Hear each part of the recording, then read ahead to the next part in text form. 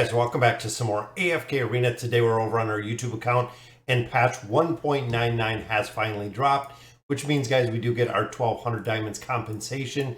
But we're going to go over some of the patch notes, show you kind of what has changed.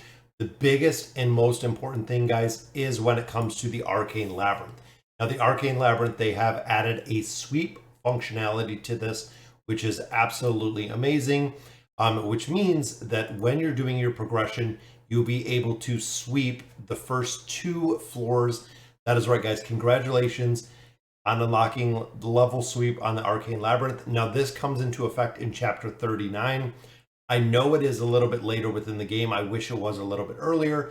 But overall, guys, by the time you do hit Chapter 39, you are going to be pretty much doing this probably 300 plus times at that point. So here is the level sweep ability, guys. You can click it. It shows you exactly what you're going to get. So you get 1 roamer, 6 guards, 7 praetorian guards, 4 relic guardians, and 2 bosses. Overall, I don't know if this is on the exact same level as what you normally get. So we're actually going to start at the 3rd floor because I don't remember the roamer that you had to pick up through the Dismal Maze. So this might actually offer, and I'm going to have to test it out, a little bit less resources than we've seen in the other ones, but I want to see it for myself. I know a lot of players might say yes, some will say no, but I want to see. So we'll go ahead, we will confirm. There we go, guys. It breaks it out, giving us essentially all the stuff that we want out of here. Absolutely amazing, guys.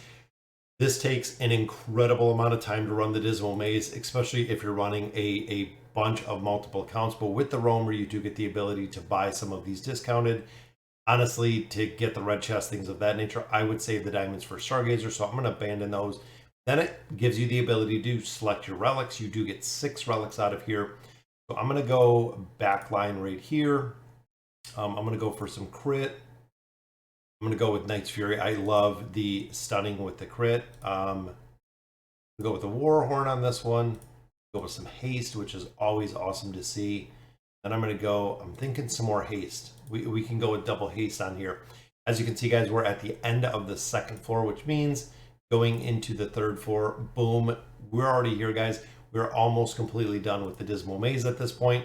So we'll clean out a couple camps. We'll fight the last boss, and that'll be it. That is the whole Dismal Maze, guys. Skipping 2 floors in here is just absolutely crazy good quality of life. It is such a very cool aspect that they added. It's probably about a year overdue, but I'm super excited to see it actually work and be in effect. Abyssal Expedition, now they added some more diamonds in here. They changed the layout of this, and now it is not just the Abyssal Expedition as you see here, but they also added in the players for the hunting fields, rewarding you by checking out Hashmira's team right there, and being able to see exactly what they were, who was in there, and the comp of the team that they were kind of using. So very cool. If you want to look at it, kind of the nostalgia, it looks like Kilby Ross was here, and then we had some black, back in black, back in blurple, back in blank, were the winners, and then of course the looks like Chinese guild or the different spelling of the guild right there. Out of here, guys, we also do have a new beast. Now I'm going to do a couple summons for the beast. You can see in here the wish list. We did add in the winged lion. Winged lion is pretty strong overall. We're going to have to do some testing to see exactly where she comes in. Big thing with her, of course, is the buff right here, this level 12 ability, which it does take a considerable amount of time to get up to level 12. Even if you're going to level 18 to get that physical pierce, again, it does take a considerable amount of time to build them out. Now, one thing you'll notice, guys, is between all these, 3806, I believe, comes in at 3799, 3796, so a little bit stronger than Blade Ridge, a little bit stronger than the Polar Beast, but not as strong as the Fire Breather. So it seems like the Fire Breather is still going to be number 1, probably followed by the Polar Beast, and then by the Winged Lion. Again, it really depends what game mode you're utilizing these beasts in, because I know the Blade Ridge is pretty strong when it comes to doing damage overall in the Twisted Realm and the Cursed Realm, things of that nature. But I'm actually going to drop out, I'm thinking the Polar Beast campaign progression, things of that nature, his crowd control aspect is pretty strong. So out of here, it might be a total mistake, but I'm not too worried about it. I'm going to drop out the Blade Ridge. I'm going to drop in the Winged. I got almost 15 summons, which is awesome to see. Remember, with the Dreary Ball, since he is already maxed out level 18, it just recycles them into spices, which is exactly what we want, guys. So we're going to be able to stack spices from these guys, meaning that we're going to have an opportunity to get a lot of the epic pets a lot faster, because again, we're just recycling the spices that we're using in here.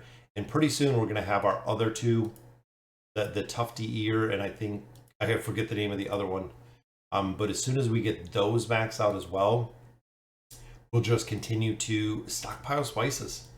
That is really what we're looking. We have 2 spices here, guys. I'm going to go in for the Winged Lion.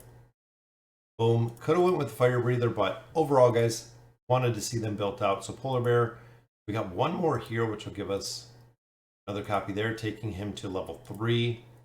Winged Lion, we're going to do the exact same, guys. We're just going to go 1, 2, 3. Like I said before, this is the most efficient way to actually build the beast, is doing 1, 2, 3, 1, 2, 3, 1, 2, 3, because you want to try to gain the levels versus just the skills and ability, or the buffs that you get within here. Levels, you want levels in the pets, guys, all the way to 18 is your absolute biggest priority in here. Looks like these are almost done, guys. A couple more for the Grassy Orb will be done, and then of course we have the Tufty Ear. Again, just a couple more and Tufty Ear will be done as well. So 2 more levels on our Grassy Orb, 3 more levels on the Tufty Ear, and they will be done, which means we will just be literally stacking spices for the rest of these beasts that are in here. Now, looking at the notes here, the Isle of Gold is coming. We already know that is coming.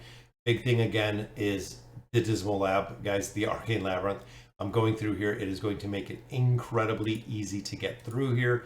We still have the Fights of Fate up, still the Celerity or Celestial Celebration in here, guys. Again, a lot of players have kind of questioned what we should get out of here.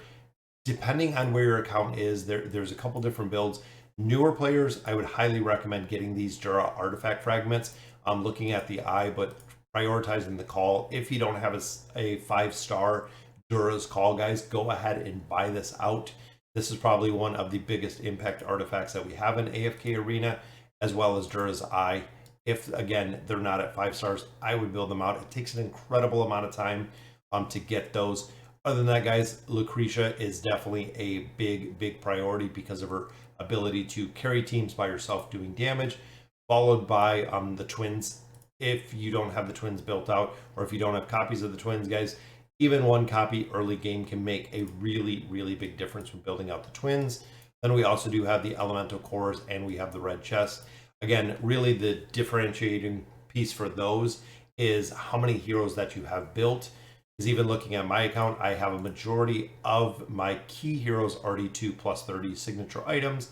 As you can see, guys, I think our entire first page is all +30 signature item heroes, probably even a little bit higher, meaning the priority for red chest goes down for built accounts or some of the later progression accounts, where I could use a lot more of my elemental cores to continue building my +60 engraving. Again, you really have to take accountability of where your account is at and seeing what is going to be the most impactful in here. If you don't have a lot of the meta heroes without, or if your meta heroes do not have a +30 signature item, that would really be the priority, guys, because some of the heroes do not work incredibly well until they have that +30 signature item. All right, guys, so that'll do it for today's video. Let me know in the comments what you guys think, and as always, thank you guys for watching.